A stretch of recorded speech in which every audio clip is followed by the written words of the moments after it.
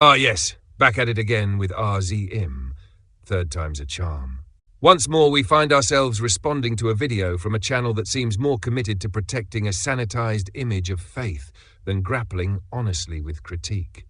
Their mission statement says, "The world makes more sense when we have a right view of God and the world." But so far their right view looks suspiciously like a repackaging of old dogmas dressed up in modern PR, more deflection than illumination.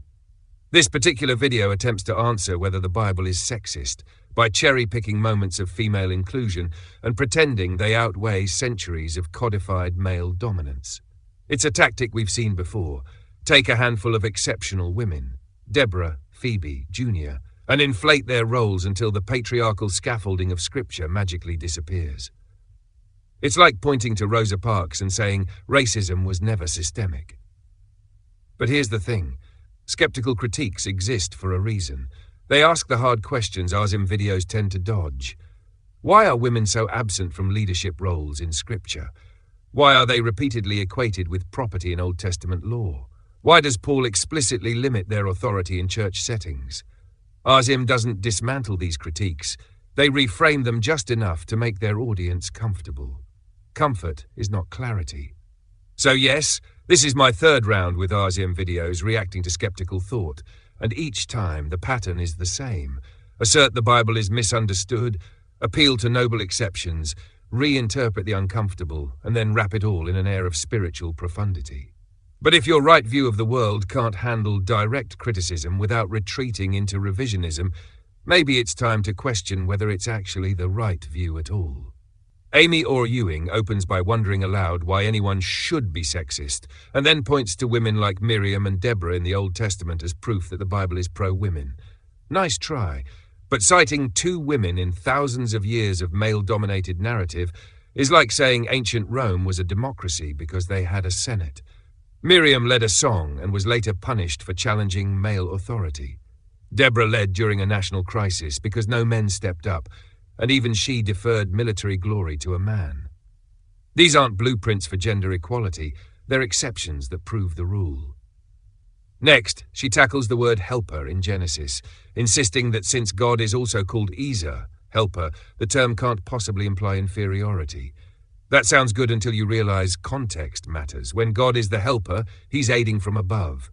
When Eve is the helper, she's made for Adam after he fails to find a suitable companion among animals. That's not equal partner. That's you're the missing piece to his jigsaw puzzle. It's wordplay gymnastics, trying to make assistant sound like executive partner. Then we're told Jesus was a radical feminist ahead of his time. He taught women theology, let them tag along, and they even got to witness the resurrection first.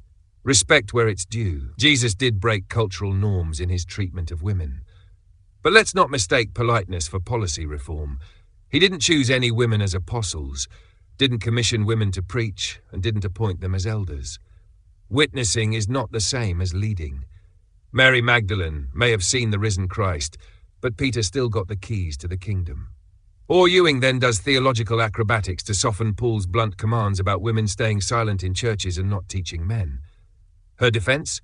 These were local issues, cultural quirks in Corinth and Ephesus. The problem is, Paul doesn't cite culture.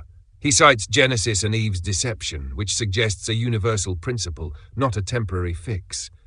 You can't say Paul was just contextual when silencing women, yet deadly serious when talking about male leadership. That's cherry-picking scripture with surgical precision to preserve modern sensibilities. She closes with a quote from Dorothy L. Sayers about how wonderfully Jesus treated women, never patronizing, never demeaning, always dignifying. Beautiful sentiment. But one man's respectful behavior doesn't cancel out centuries of institutional patriarchy. Jesus didn't ridicule women, true, but he also didn't overhaul the system. The Bible contains moments of beauty, dignity, and even radical inclusion, but also a thick layer of male dominance woven into its moral and social fabric. Let's not confuse a few respectful acts with structural reform. In the end, the Bible isn't purely sexist, but it's definitely patriarchal. A few glowing verses don't erase the weight of centuries of exclusion, silence, and submission.